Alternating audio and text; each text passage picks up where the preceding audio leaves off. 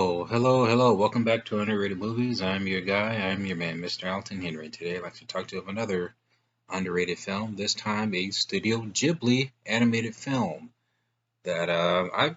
This is my second time checking it out. I bought the DVD for it, but I went back to HBO Max, subscribed to it, and rewatch it again. Only yesterday. American cast voices featuring Daisy Ridley, Divya Patel, and who else voices in here? That's all I got so far. With the story centers around a 27-year-old office worker who travels to the countryside to pretty much reflect back on her childhood and trying to kind of reflect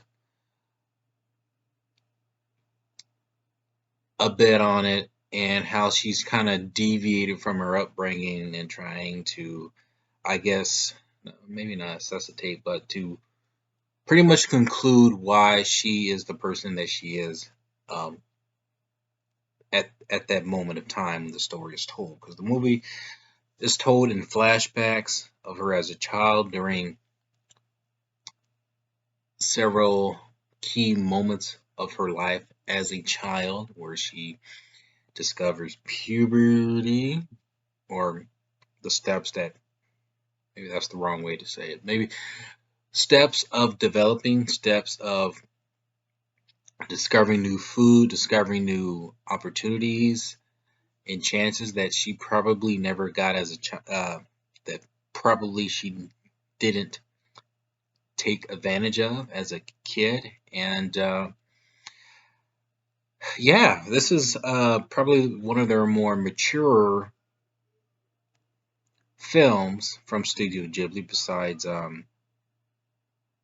Grave of the Fireflies. Granted, that film pretty dark, but this film has a more lighthearted tone. It deals with a lot. I think at that age where you hit a certain point of your life, I think you kind of start to reflect back how simpler life was, and then kind of how you kind of saw things as a child.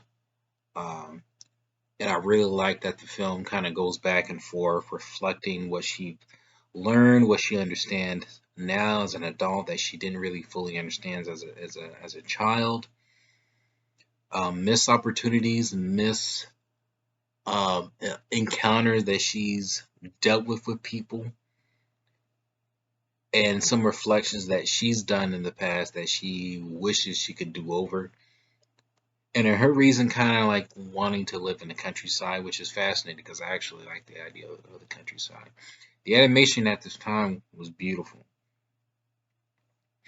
and kind of similar to like Drive My Car. This film takes its time to get where it needs to go, and then actually you kind of embrace each frame. You kind of embrace each moment um, on frame, since this is animation, and every detail, hand drawn detail, how this story is being unfolded.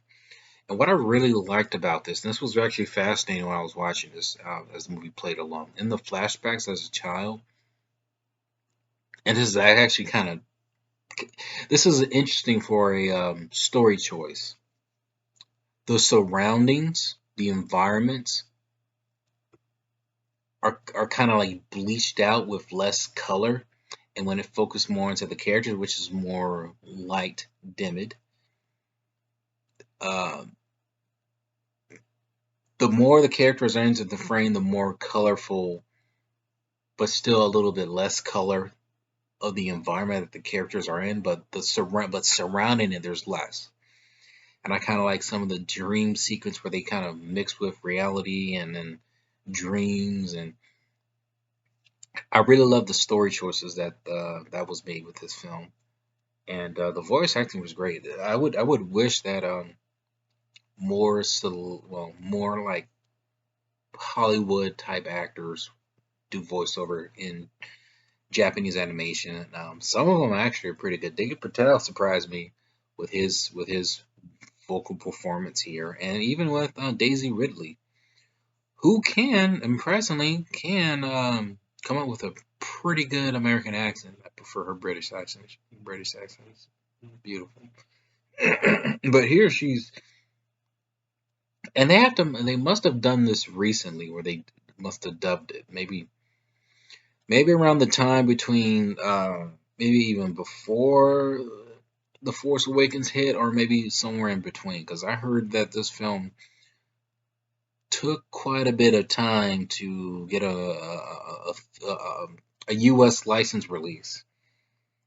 I heard that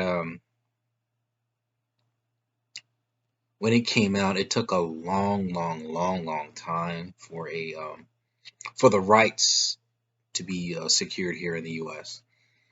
And well, thank goodness, because this is a great film. This is a film that really, I believe, and this is one of the I guess now forgotten Studio Ghibli movies that now we've come to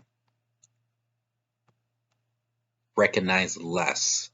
I heard it was a pretty big popular movie during that time, and yeah, this movie was like what, 1991, so that's like 30 years ago. 91, 2001, yeah, 30 years ago. So man, honestly, I really enjoy this. I really, actually, I was actually surprised how much I enjoyed this film. This film was a delight, and it was a big lesson learner. Where to me, from what I've took out of it, you can never really lose your innocence as a child, and you should probably hold on to it because it delivers I think the best moments of your life. It's currently available through the Studio Ghibli section on HBO Max.